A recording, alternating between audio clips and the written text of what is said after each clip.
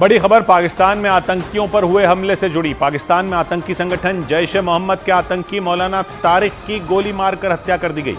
मौलाना तारिक को जैश-ए-मोहम्मद के सरगना मसूद अजहर का करीबी माना जाता था। खबर है कि उसे भी पिछले कुछ महीनों में मारे गए आतंकियों की तरह ही मौत के घाट उतार दिया गया। 3 दिन पहले ही पाकिस्तान में लश्कर-ए-तैयबा के कमांडर अकरम गाजी की भी हत्या कर दी गई थी और अब वहां मौजूद दूसरे बड़े आतंकी संगठन जैश-ए-मोहम्मद के आतंकी मौलाना तारिक को मौत के घाट उतार दिया गया। पाकिस्तान की मीडिया के मुताबिक आतंकी मौलाना तारिक को कराची के पास गोली मारी गई, जिससे उसकी मौत हो गई। पाकिस्तान के मीडिया के मुताबिक मौलाना तारिक कराची के पास एक रैली में शामिल होने जा रहा था, तभी कुछ हमलावरों ने उसे गोलियों से छलनी कर दिया। आशंका जताई गई कि मौलाना तारिक जिस रैली में शामिल होने जा रहे थे वो भारत के विरोध में की जा रही थी, लेकिन इससे पहले कि वो वहां पहुंच पाता, कुछ अज्ञात हमलावरों ने उसे गोलियों से भून डाला। मौलाना तारिक जैश-ए-मोहम्मद के चीफ मसूद अजहर के करीबी लोगों में एक माना जाता था। यही वजह रही कि उसकी मौत से पूरे पाकिस्तान में खलबली मच गई। हालांकि इसके बाद कराची पुलिस ने आरोपी हमलावरों को पकड़ने के लिए उस इलाके में लगे सीसीटीवी कैमरों की फुटेज खंगालनी शुरू कर दी, लेकिन जानकारी के मुताबिक इस मामले में कराची पुलिस के हाथ कुछ नहीं लग पाया। लेकिन दिन दहाड़े हुई जैश-ए-मोहम्मद के आतंकी की हत्या से पाकिस्तान के आतंकी संगठन सकते में आ गए, क्योंकि मौलाना तारिक जैश-ए-मोहम्मद के बड़े चेहरों में एक माना जाता था, जिसका काम ही भारत के खिलाफ जहर उगलना था।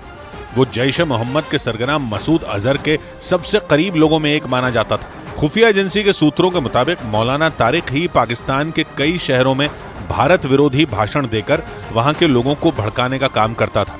सूत्र बताते हैं कि इसके लिए मौलाना तारिक रैलियां और भाषण करता था, जहां भारत में जिहाद फैलाने की कस्में खाई जाती थी, और इन्हीं रैलियों में मौलाना तारिक उन लोगों की पहचान करता था जिन्हें वो जैश-ए-मोहम्मद में शामिल करने लायक समझता था। मौलाना तारिक जैश-ए-मोहम्मद में आतंकियों की भर्ती की पहली सीढ़ी था, लेकिन वो अज्ञात हमलावरों की गोलियों का शिकार हो गया। दावा है कि जब उसे गोली मारी गई तब भी वो भारत के खिलाफ भाषण देने के लिए ही अपने घर से निकला था।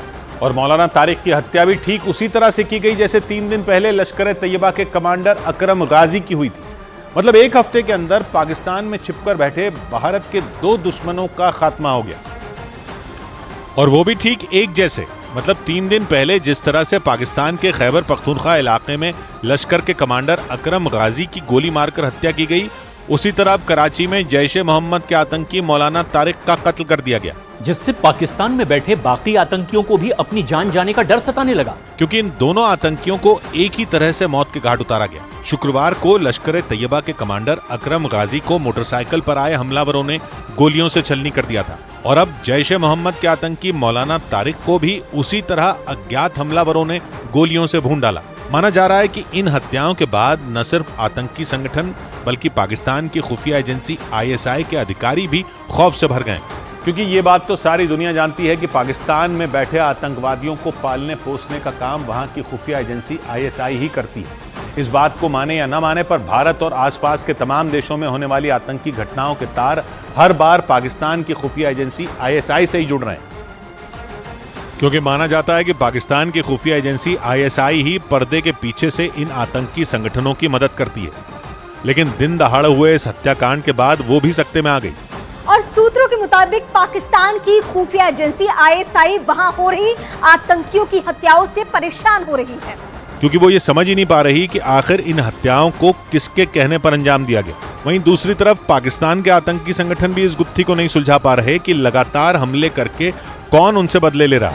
माना जा रहा है कि इसी वजह से ISI के अधिकारी बुरी तरह झुंझलाए हुए हैं, क्योंकि पाकिस्तान में इस तरह से आतंकियों की हत्या ISI की सबसे बड़ी हार मानी जा रही है। क्योंकि आतंकियों को गोली मारकर मौत के घाट उतारने की ये कोई पहली घटना नहीं है, बल्कि पिछले कुछ महीनों में पाकिस्तान में इसी तरह से एक के बाद एक कई आतंकियों की हत्या हो चुकी है, जिससे वहां छिपे बैठे बाकी आतंकियों को भी अब जान जाने का डर सताने लगा, क्योंकि 4 दिन के अंदर अंदर वहां भारत के दूसरे दुश्मन की हत्या हो गई। शुक्रवार को खैबर पख्तूनख्वा इलाके के बाजौर में लश्कर के कमांडर अकरम गाजी को गोलियों से भून दिया गया था।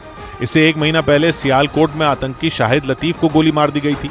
वो 2016 में पठानकोट एयरबेस पर हुए हमले का मास्टरमाइंड था। उससे पहले 6 मई को लाहौर में कुछ लोगों ने खालिस्तान समर्थक परमजीत सिंह पंजवार को छलनी कर दिया था। वहीं 4 मार्च को मोस्ट वांटेड आतंकी सैयद नूर शलोबर पर भी गोलियां चली थी।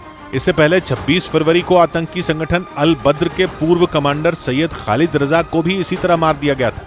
और 20 फरवरी को हिजबुल मुजाहिदीन के बशीर अहमद पीर पर भी फायरिंग की गई थी।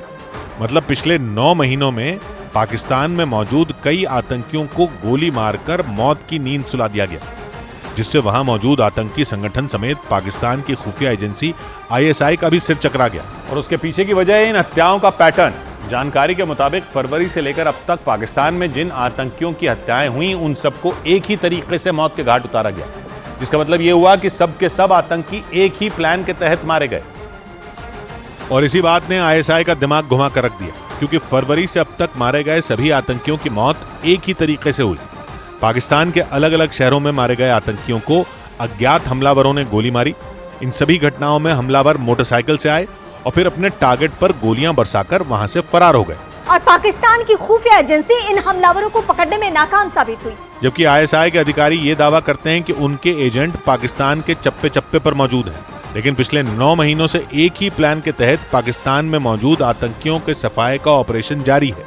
फिर भी पाकिस्तान की खुफिया एजेंसी इसका तोड़ नहीं निकाल पा रही है।